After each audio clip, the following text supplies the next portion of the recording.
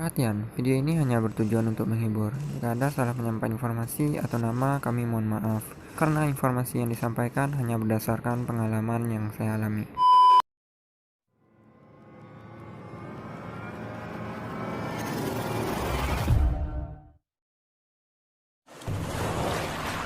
Hai, ada yang beda ya? Apa ya? Lupa. Iya ya, sekarang aku menggunakan karakter baru. Gimana menurut kalian? Semoga kalian suka. Udah lama nih aku nggak upload video. Ya kemarin itu aku lagi magang. Magang aku itu disebut dengan praktek lapangan industri, disingkat PLI. PLI aku itu di luar kota. Jadi aku tinggal di kota Padang dan tempat praktek aku di Kabupaten Tanah Datar, tepatnya di Kecamatan Lintobuo Utara, kira-kira 4 jam perjalanan. Kalian tahu kan gimana keadaan negara kita saat ini, apalagi kota Padang. Semenjak masa pandemi corona, kota Padang dan beberapa kota besar lainnya di Sumatera Barat sudah masuk zona merah. Semenjak itu, aktivitas keluar masuk antar kota dibatasi. Ditambah lagi, pada tanggal 22 April, pembatasan sosial berskala besar atau PSBB diterapkan. Kalau nggak salah sih di Kota Padang sudah diterapkan sejak tanggal 17 atau enggak 18, seingat aku sih. Kalian tahu masalahnya di mana? Ya, aku selesai praktek itu tanggal 22 April dan puasa tanggal 24 April. Pikir kalian mungkin bagus dong. Terus masalahnya apa? Ya, kalau udah selesai ya pulang. Aku dan teman aku yang sama-sama magang maunya pulang, walaupun keadaan saat ini tidak memungkinkan. Aku mau puasa bareng keluarga dan juga tidak mungkin tinggal di sini. Karena di tempat magang aku tanggal 23 sudah libur sampai tanggal 4 Mei. Jadi aku harus pulang. Hari itu tiba, aku pun selesai magang. Kalau langsung pulang, nggak sempat. Harus siap-siap dulu, lagian udah sore juga. Malam harinya aku searching dan cari-cari informasi. Apakah kami bisa pulang atau tidak? Karena esok harinya tanggal 23 April, kami mau berangkat pulang ke Padang. Yang aku temukan saat mencari informasi tentang peraturan PSBB yaitu wajib menggunakan masker dan sarung tangan. Tempat duduk di dalam mobil sudah diatur sedemikian rupa. Jika menggunakan motor tidak boleh boncengan kecuali barang. Apa? Kami pulang menggunakan motor. Jadi gimana? Entahlah. Lanjut, berita yang kudengar, sopir travel menurunkan penumpang yang berlebih di perbatasan kota, lalu menjemputnya lagi demi mematuhi peraturan PSBB. Masuk dan keluar kota diawasi dan dilakukan pengecekan suhu tubuh. Aku nggak dengar berita kalau pengendara motor jika membawa penumpang, penumpangnya harus diturunkan di perbatasan kota lalu dijemput lagi. Yang jemput siapa? Pengendara motor tadi? Atau motornya aja? Entahlah. Paginya kami sudah bersiap-siap dan kami juga dengar kabar dari teman-teman kalau serumah dari tempat asal dan serumah juga ke tempat tujuan dibolehkan lewat setelah melalui pemeriksaan. Kebetulan kami serumah dari tempat magang, tapi kami tidak serumah di tempat tujuan kami. Sayang lah. Untuk pengecekan mungkin dilihat dari kartu tanda penduduk atau kartu keluarga mungkin. Dan kami juga bukan satu kos-kosan. Sial, apa kami perlu bohongin petugas nanti kalau kami itu serumah atau satu kos-kosan? Dosa pula. Atau kami berangkat subuh pas sahur pertama. Kemungkinan belum ada petugas, tapi saya trauma juga jalan malam karena di jalan minim penerangan dan banyak lubang-lubang. Kemarin aja waktu kami pulang ke Padang, motor sering masuk lubang dan kami hampir kecelakaan. Jalanan di Sumbar itu ngeri-ngeri. Karena niat yang kuat untuk pulang dan kami juga nggak mau berangkat jika di jalan gelap, akhirnya kami berangkat.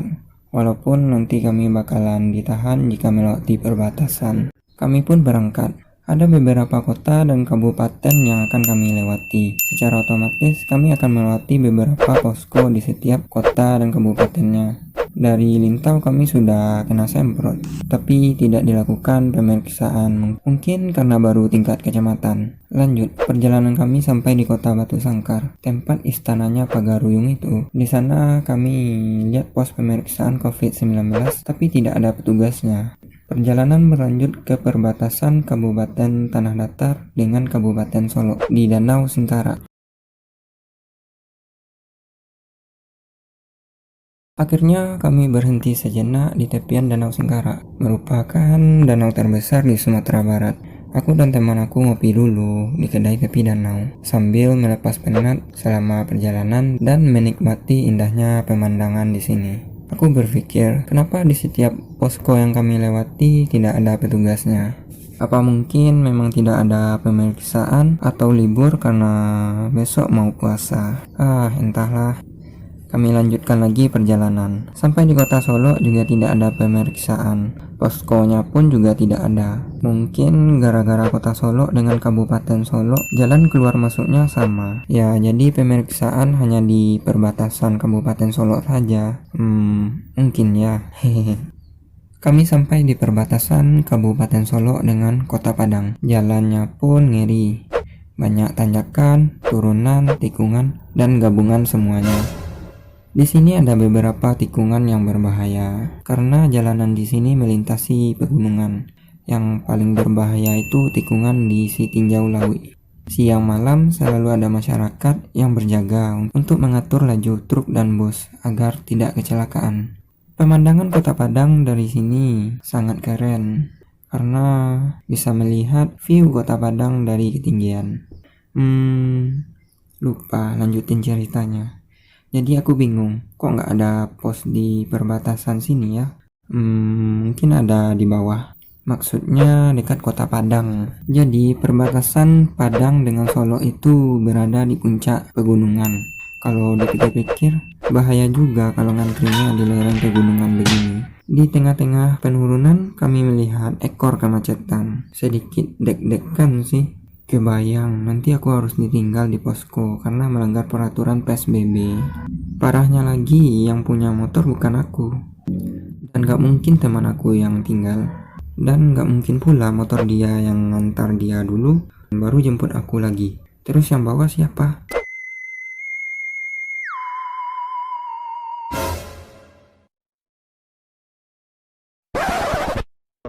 Ternyata pas kami terobos kemacetan tersebut, cuma ada truk yang lagi pecah ban di tengah jalan.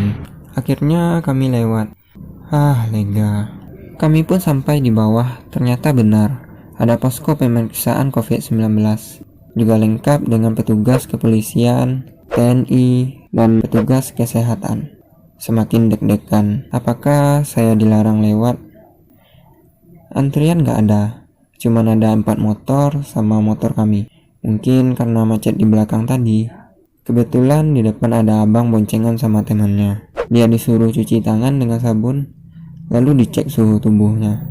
Kemudian lewat. Lewat. Akhirnya lega. Ternyata boleh lewat. Dan gak harus sewa hantu buat jemput lagi nanti. Buat bawa motor. Kami cuci tangan dan cek suhu tubuh. Kami aman. Alhamdulillah. Jadi juga puasa di rumah bareng keluarga. Ternyata yang tidak boleh lewat itu hanya di perbatasan provinsi saja. Itu benar-benar di lockdown. Kalau sampai di perbatasan pasti disuruh mutar balik. Selanjutnya, setiap perbatasan kota dan kabupaten ada poskonya. Tapi yang dijaga ketat hanya pada kota-kota yang sudah termasuk zona merah saja. Mungkin ini hanya berlaku pada saat itu saja dan akan berubah tergantung keadaan dan kondisi. Buat teman-teman di rumah selalu waspada ya dengan cara cuci tangan, patuhi aturan dan himbauan dari pemerintah. Menyulitkan sekali ya. Semoga wabah COVID-19 ini bisa berakhir. Dan mari sama-sama kita berdoa di bulan yang penuh rahmat dan berkah ini, musibah yang menimpa negeri kita khususnya dan dunia pada umumnya dapat berakhir. Amin.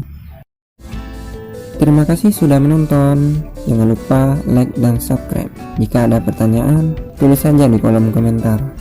Dah.